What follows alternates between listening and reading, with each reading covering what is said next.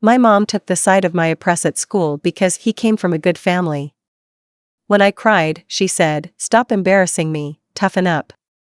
A month later, when I spoke at a national conference about overcoming torment, she asked for tickets.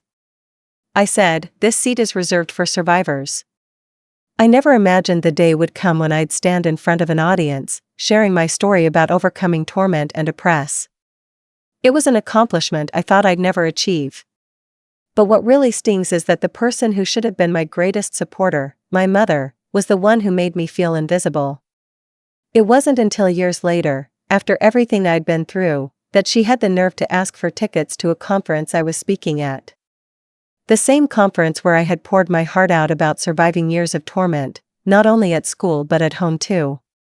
I was Harper, and my story is one of survival, healing, and reclaiming my own voice from the very people who were supposed to protect me. Growing up in suburban Denver wasn't exactly easy for me. Sure, on the outside, we looked like the perfect family. My mom, Rachel, was a tall woman with sharp features and a perfectly pressed appearance. She had that kind of smile that made people think she was always in control. But the truth was, I felt more alone in that house than anywhere else. My stepdad, Ethan, was a stranger to me. We barely spoke, and when we did, it was mostly about things like money, the weather, or random facts that neither of us really cared about. Then there was my little brother, Oliver. He was the golden child, the one my mom seemed to care about more. I never really understood why. Maybe it was because he was always smiling, always easygoing, while I spent my time quiet, introverted, and always struggling to find my place in a family that didn't really seem to have room for me. But things weren't just difficult at home. School was where the real pain began. Jason Carter was a name that still makes my stomach turn. He was everything I wasn't. Popular, rich, and from a so-called good family. His father was a successful attorney, his mother always impeccably dressed, and their house? It was like something out of a magazine. Everyone at school worshipped him. And then there was me, awkward, shy, and constantly at the receiving end of his cruelty. Jason had a way of finding my weaknesses and exploiting them, making my school days feel like an endless cycle of humiliation. At first, it was small things. A shove in the hallway, a few whispers behind my back, but as time went on, the oppress grew more intense. He'd spread rumors about me, push me into lockers when the teachers weren't looking, and laugh when I cried. It didn't matter how hard I tried to avoid him or how many times I begged my mom to help. Her response was always the same. "You need to toughen up," she'd say. "Stop embarrassing me, Harper. Jason comes from a good family. He's a nice boy." Her words were like daggers, stabbing into my already fragile sense of self. I remember one day, after Jason had humiliated me in front of the entire cafeteria, I went home crying. My face was red from the tears, my hands shaking as I sat at the kitchen table, desperate for some kind of comfort. I could barely get the words out, trying to explain what had happened. I can't take it anymore, Mom," I managed to choke out. "Jason, stop embarrassing me, Harper," she cut me off, her tone flat. "What do you expect from someone like him? He's from a good family. You should be grateful he even acknowledges you." I sat there, stunned, feeling my heart shatter. Here I was, crushed under the weight of Jason's torment, and my own mother, the person I should have been able to turn to, was siding with him. She didn't even try to understand. Instead, she pushed me to bottle everything up, telling me that being hurt was just a part of growing up. From that day on, I knew I couldn't rely on her. No matter how many times I cried, no matter how badly I wanted someone to hold me and say it would be okay, my mom couldn't, and wouldn't, offer that to me. Her love was conditional, based on how I performed in life, how I presented myself, and who I associated with. She cared more about appearances than my emotional well-being. As high school went on, the oppress only got worse. Jason's cruelty was relentless, and I found myself becoming more and more withdrawn. I stopped talking to people, stopped caring about anything other than surviving the day. I spent hours in my room, reading books and writing in my journal, anything to escape the harsh reality of what my life had become. But then something inside me shifted. I don't know exactly when it happened, but one day, I looked at myself in the mirror and realized I couldn't let this define me. I had been taught that silence was the answer, but I began to speak. I started writing about my experiences with as high school went on. The Oppress only got worse. Jason's cruelty was relentless, and I found myself becoming more and more withdrawn. I stopped talking to people, stopped caring about anything other than surviving the day. I spent hours in my room, reading books and writing in my journal, anything to escape the harsh reality of what my life had become. But then something inside me shifted. I don't know exactly when it happened, but one day, I looked at myself in the mirror and realized I couldn't let this define me. I had been taught that silence was the answer, but I began to speak. I started writing about my experiences with Oppress, about the pain, the loneliness, and the sense of being invisible. I poured my heart into every essay, every speech I gave at local schools and community centers. I wasn't just writing anymore, I was reclaiming my voice. I found strength in my words, and soon, those words were picked up for a national conference on overcoming torment and oppress. It was a surreal moment. To be standing in front of hundreds of people, sharing my story, feeling like I finally mattered. I was no longer that quiet, invisible girl who had suffered in silence. I had become someone people looked up to, someone who could inspire others to find their own strength. About the pain, the loneliness, and the sense of being invisible.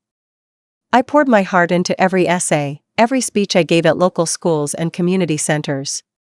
I wasn't just writing anymore, I was reclaiming my voice. I found strength in my words, and soon, those words were picked up for a national conference on overcoming torment and oppress. It was a surreal moment. To be standing in front of hundreds of people, sharing my story, feeling like I finally mattered. I was no longer that quiet, invisible girl who had suffered in silence. I had become someone people looked up to, someone who could inspire others to find their own strength. The day after the conference, I received a message from my mom. It wasn't a simple text or a call, it was a request for tickets. "I saw you on TV," she said, her voice soft, almost tentative. "I'm proud of you, Harper. Can I get some tickets to that conference? I want to hear you speak in person." I could hardly believe what I was reading. Here was the woman who had ignored me for years, who had chosen to protect the image of a good family over her own daughter, suddenly asking to be part of my success. It felt like a slap in the face. I thought about it for a moment, all the pain, the years of neglect, and then I decided. I had earned this moment. I had fought for my voice, for my worth, and it wasn't for her. It was for me, and for every person who had ever felt the way I did. So, I replied. "This seat is reserved for survivors," I wrote. There was no response for several days, and I didn't expect one. But deep down, I knew that I had finally taken control of my life. I had stopped waiting for her approval, stopped hoping that someday she would see me the way I deserved to be seen. In that moment, I had set a boundary that would protect me, a boundary I had never been able to set before. The months following the conference were a whirlwind. I began speaking at more events, sharing my story with people who needed to hear it. I received messages from survivors who thanked me for giving them a voice. It felt empowering, but there were still moments where the scars from my past would resurface. Even though I was no longer that broken, browbeat girl, the pain still lingered. And then, there was my mom. She never fully understood. She would occasionally reach out with half-hearted attempts at reconnecting, but I had already built my life without her. She would ask about the events I was speaking at, but I never invited her. I had to protect myself. And though I was at peace with the fact that she would never truly understand me, I was okay with it. I had found my tribe, people who believed in me, people who saw me as a survivor, not a victim. Months passed, and I found myself speaking at more events, more conferences, more schools. Every time I stepped onto a stage, my heart raced, but I also felt the kind of rush that only comes when you finally know you're doing the right thing. I would tell my story, each time a little easier, a little more fluid, but the emotions were always there, buried just beneath the surface. Every word I spoke felt like a step forward, an act of healing, not just for me, but for the people in the audience who needed to hear that they weren't alone. One day, after a particularly powerful speech at a community center in downtown Denver, I was surrounded by a small group of survivors, each one thanking me for sharing my story. They shared their own painful experiences with Oppress and Torment, and I listened intently, offering as much support as I could. There was something so humbling about hearing these stories. Each one felt like a mirror reflecting my own struggles, but also my strength. It was clear that I wasn't just speaking for myself anymore. I was speaking for every person who had ever felt small, ignored, or powerless. I had begun to understand that my pain wasn't just mine to bear. It was a part of something bigger, something I could use to help others. And in doing so, I found myself starting to feel like I was truly making a difference. But even as I embraced this new role, my relationship with my mom continued to linger in a place of awkward silence. I had made peace with the fact that she would never understand what I had been through or why I did what I did. But that didn't make it easier. Every now and then, she would reach out, trying to insert herself into my life, but I'd learned to keep her at arm's length. One afternoon, she called me again, this time a little more desperate in her tone. "Harper, I just wanted to let you know how proud I am of you. I saw that interview you did. You looked good. Really strong." Her voice wavered slightly, and I couldn't help but notice the underlying guilt. I didn't answer right away. It felt like one of those moments where words were useless. She had never expressed pride in me when I needed it most, when I was crying, when I was struggling. It was always too late, always after the fact, and I wasn't sure how to feel about it. "Thanks, Mom," I said, my voice neutral. "I'm glad you saw it." She paused, and I could almost hear her thinking, her mind racing for the right words to say. "I'd been thinking. I'd really like to attend one of your events. I know I wasn't there for you when you needed me, but I'd like to make it up to you. Maybe we could even go together? You know, just like old times." Just like old times. The phrase hit me like a brick. I couldn't help but remember all those years of just like old times that never seemed to arrive. When I was younger, I had longed for her to hold me, to say the things I needed to hear. But all I ever got was a cold, detached version of love that seemed more like duty than affection. Now, years later, she wanted to play the part of the proud mother, the supportive one, but I wasn't the same girl anymore. I looked at my phone, my finger hovering over the screen, considering my reply. I thought about everything I had been through, the years of silence, the lack of support. I thought about the way she had told me to toughen up, the way she had sided with Jason, the way she had never seen me for who I really was. I finally typed a response: "The next conference I'm speaking at, the seat is reserved for survivors. Not for people who ignored them when they needed help." There was no immediate reply. And I knew there wouldn't be. But I felt a strange kind of peace wash over me. I had said what I needed to say. The ball was in her court, but I wasn't going to wait around for her to make things right. Not anymore. As the months went on, I kept my focus on the work I was doing, on the people who reached out to me. There was still a part of me that wished my mom could have been there for me in a way that felt genuine, but I had to remind myself that this was my journey now. I had survived, I had thrived, and I had found a community of people who saw me. That was more than I could have asked for. And then, out of nowhere, I received another message from her. This time, it wasn't about events or tickets. It was a simple text. "Harper, I'm sorry." Just those two words. I stared at the screen, unsure of what to make of it. It wasn't the apology I'd hoped for, one filled with understanding, one where she acknowledged the pain I had gone through. But it was something. Maybe it was the beginning of an acknowledgement that had taken her years to come to terms with. But even with that, I knew I couldn't go back to the way things were. I wasn't the same person who had cried in that kitchen, hoping for a shred of compassion. I had learned to live without her validation, without her approval. I had learned to be my own source of strength.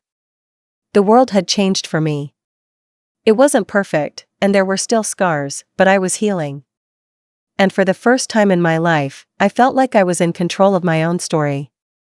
Still, there were moments when I wondered if my mom truly understood. If she ever would. And I began to accept that maybe she didn't need to. My worth didn't depend on her. It had never depended on anyone but me. As the weeks passed, I found myself looking forward to the future with a new sense of hope. I had new goals, new aspirations, things I had never even dared to dream of before. I wanted to keep sharing my story, to keep inspiring others, and to continue living for me. The survivors I spoke to were my real family now, and together, we were stronger than any of the people who had ever tried to bring us down. But no matter how far I went, no matter how much I achieved, there was one thing that remained a constant, an anchor in my life, the seat at every event, every conference, every speech. The seat for survivors. And that seat? It would always be mine. The months after my response to my mom's text were filled with a mix of triumphs and moments of reflection. I kept getting invitations to speak at events, from local high schools to charity fundraisers, and even a few international platforms. With each new speech, my confidence grew, but so did the emotional weight of everything I had endured. I remember one particular event in the spring. It was a large fundraising gala for an organization focused on supporting survivors of oppress and emotional torment. The crowd was elegant, filled with people in suits and gowns, their lives polished in ways that reminded me of how I once wanted to fit in. I stood on the stage, nervous at first, but as I looked out at the sea of faces, I began to speak. I shared my journey from isolation to healing, from victim to survivor. The words came easily that night, perhaps because I had lived them so many times in my head. I was no longer Harper the browbeat girl, I was Harper the survivor who had the power to shape her own narrative. The applause at the end was overwhelming, but what struck me the most were the faces in the crowd afterward, people who came up to me, some with tears in their eyes, thanking me for sharing what they hadn't been able to say themselves. Some shared their own painful stories of being silenced by their families or browbeat by people who were supposed to be their friends. They told me that hearing my words made them feel seen, heard, understood. That was when I realized the true weight of what I had been able to create. I wasn't just telling my story, I was giving others permission to share theirs too. The ripple effect was incredible, and it felt like everything I had been through, every tear I had shed, had been leading to this point, finding strength not just for myself but for others. Still, even with all of this, there were moments when the shadows of the past crept in. There were times when I would be on stage, sharing my truth, and suddenly, memories of my mother's dismissiveness would surface. Her words would haunt me, reminding me of how she had treated me when I was at my lowest. I often wondered if I would ever truly feel healed, or if those wounds would always be there, lurking just beneath the surface. It wasn't just her abandonment that lingered, it was the feeling of never being enough. Even now, I found myself seeking approval from people who had never really seen me. It was something I had to work on, day by day, but I knew I was making progress. I wasn't the same girl I had been when I cried in that kitchen, begging for her to understand. But those old feelings were still there, buried deep down, and they would surface when I least expected it. That's when I decided to go to therapy. I had been hesitant at first, thinking I could manage on my own, but after so many years of pushing my emotions aside, I realized that I needed help. I needed to finally unpack everything I had been carrying for so long. Therapy wasn't easy. It forced me to confront the parts of myself I had long tried to bury, the parts of me that still sought validation from people who had hurt me.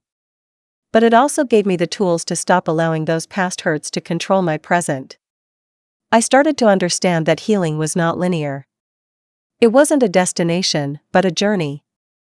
There were days when I felt strong, like I had conquered everything, and then there were days when the weight of my past came rushing back, and I felt like I was drowning in it. But the difference was that now, I had the tools to keep going, to keep pushing forward even when it felt impossible. And through all of this, my mom remained a silent figure in the background. Her sporadic attempts at reconnecting became almost predictable. She would reach out with messages of pride or brief inquiries about my next speaking event, but I could feel the distance between us growing. She wasn't interested in the real me, she just wanted to be part of the version of me that had succeeded. The survivor who had made something of herself. She didn't want to hear about the pain, the tears, the countless nights I had spent alone, wondering if anyone would ever understand me. She just wanted to see the polished version, the one she could point to and say, "That's my daughter." I couldn't blame her for wanting to distance herself from the uncomfortable truth. It wasn't easy to face the things she had done, the ways she had failed me. But I had long accepted that she would never truly understand. She had always been more interested in maintaining the perfect image of our family, the one that was carefully curated for the outside world. It was during one of those moments of reflection that I found myself at another crossroads. I had just finished speaking at a major national conference for survivors of torment, where I had been invited to share my story alongside other advocates and activists. I felt powerful in those moments. I had finally claimed my voice, my identity, and I was using them to make a difference. But as I left the stage, the conference organizers told me that a special guest wanted to meet me. I was led to a small room, and as I walked in, my heart stopped. There, standing with a hesitant smile, was my mom. "Harper," she said, her voice shaking slightly. I've been following your work. I just wanted to see you. I'm so proud of you." For a second, I couldn't even speak. The shock of seeing her in this space, of seeing her trying to be part of something that was so deeply mine, made my chest tighten. I felt a wave of anger mixed with something I couldn't quite name. She had never been there when I needed her. She had dismissed my pain, belittled my struggles, and now, years later, she was standing there, acting like we could just pick up where we left off. I stood there in silence, my mind racing. Part of me wanted to scream, to tell her how much she had hurt me, to confront her about all the years of pain she had caused. But another part of me knew that doing so wouldn't change anything. She wasn't the person who could fix my past. She wasn't the person who could undo the years of neglect. Finally, I spoke, my voice steady but firm. "The seat I spoke from, the one I took my place in, it's reserved for survivors. Not for people who stood by and watched when I was struggling. Not for people who only show up when it's convenient for them." Her face faltered, and for the first time I saw a glimmer of understanding in her eyes. She opened her mouth as if to say something, but no words came out. The silence between us felt heavy, like an unspoken acknowledgement of everything that had gone unsaid between us for years. "I've got to go," I said softly. I turned to leave, but before I did, I glanced back at her one last time. "I'm proud of who I've become," I added. "But I don't need your approval to be proud of myself anymore." I walked away then, my heart pounding in my chest, but for the first time in a long while, I felt lighter. It wasn't the kind of closure I had once hoped for, but it was enough for me. I had done what I needed to do. And now, I was moving forward. The journey wasn't over. It never truly is, especially when you've spent so many years in pain. But I had learned something valuable: healing is never about going backward. It's about finding peace in the present and learning to build a future that reflects who you are, not who others want you to be. And for the first time in my life, I knew that my future was mine to create. It wasn't long after my encounter with my mom at the conference that I truly began to feel the weight of everything I had endured slipping off my shoulders. The long, jagged path to healing didn't vanish overnight, but that moment of speaking my truth, of confronting her in a way I never had before, was the final piece in a puzzle I didn't even realize I was putting together. That was the moment I knew I was free. Afterward, I returned to the work I had grown so passionate about, speaking at schools, universities, and even corporate workshops about oppress, torment, and resilience. The more I spoke, the more I realized how many people still suffered in silence, how many lived with their own versions of the story I had shared so many times. I wasn't just healing anymore, I was empowering others to take control of their own narratives, to speak their truth even when the world didn't seem to care. But there was still something unresolved inside of me, something that gnawed at me every time I stood in front of an audience, every time I spoke. Jason Carter. I hadn't spoken about him much in my speeches.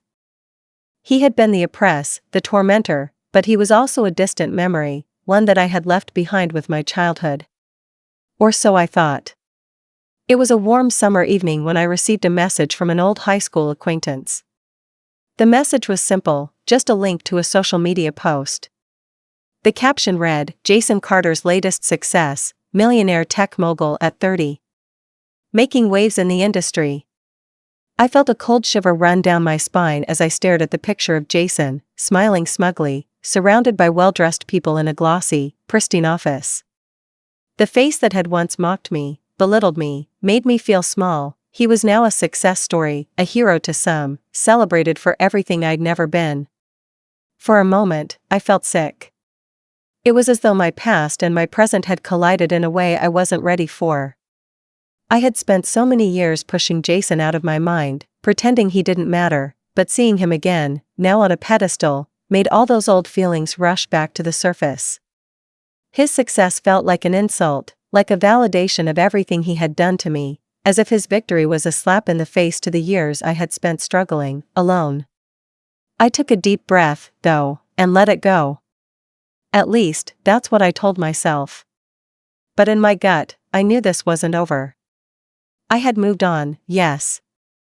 I had built my life from the ground up, and I wasn't going to let him control me anymore. But I could make a choice. I could let him continue to win. Or I could take back my power. The thought festered in me for a while. Revenge, though, wasn't the kind of thing I'd ever thought about. It wasn't in my nature, and it didn't feel right. But then it occurred to me, Jason hadn't just browbeat me in high school. He had tried to silence me. He had tried to crush me. And now, here he was, standing at the top, looking down at the world. He wasn't going to be allowed to get away with it. So, I did what any advocate for survivors would do. I built something better than him. I built something that would overshadow the shiny image he had cultivated so carefully over the years. I reached out to the same tech community where Jason was making a name for himself, not to try to ruin him, but to build something that would change the game.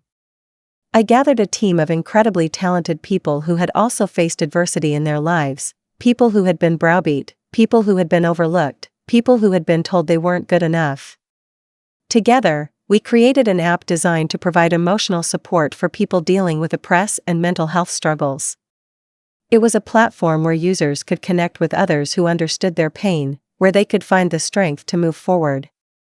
I put everything I had into it, every ounce of my energy, every lesson I'd learned from surviving. It wasn't about revenge in the traditional sense.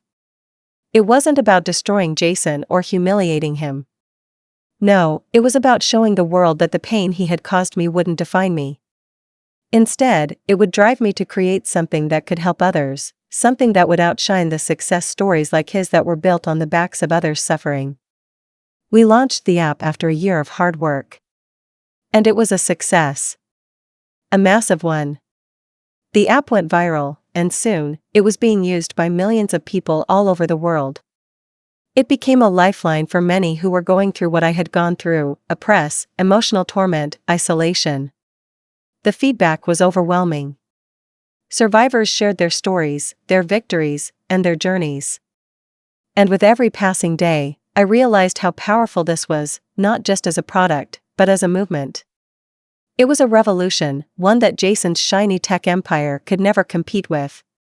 Then came the moment I had been waiting for. A few months after the app's success, I received an invitation to speak at a prestigious tech conference. It was a huge opportunity, a chance to speak to some of the biggest names in the industry. And then, I saw it, right there on the speaker list. Jason Carter. The very same man who had made my life heck all those years ago, now standing at the top of his field, just like I had once feared. The irony of it was almost too much. But instead of feeling threatened or small, I felt empowered. Here was my chance. Not to destroy him, but to show the world who I had become. To show him that no matter how successful he thought he was, there was something more important. True power, true success, is built from the heart. And that was something he would never have. On the day of the conference, I took the stage first. The crowd buzzed with excitement, eager to hear from the new tech innovators. I stood there, in front of the crowd, with the weight of everything I had built in my hands. And as I began my speech, I looked directly into the audience, into the eyes of the people who had been there with me through it all. I know some of you might recognize the name Jason Carter, I said, my voice steady, but carrying an edge. He's the so-called success story of this industry. But let me tell you something. Success isn't just about money or power. It's about how you use your platform, your privilege, to elevate others. It's about building something that helps those who've been knocked down. It's about creating real change, not just for yourself, but for the world. The room fell silent, and I could see Jason sitting toward the back of the room, his face turning red as the spotlight shifted away from him and onto me. I didn't mention his name directly, but I didn't need to. I had made my point. The people in that room knew exactly what I was talking about. And as I continued my speech, I could feel the eyes of the audience shifting, refocusing. I was no longer just the girl who had been browbeat. I was the woman who had taken all the pain, all the suffering, and turned it into something that mattered. By the time I finished speaking, I could hear the applause, louder than I had ever imagined.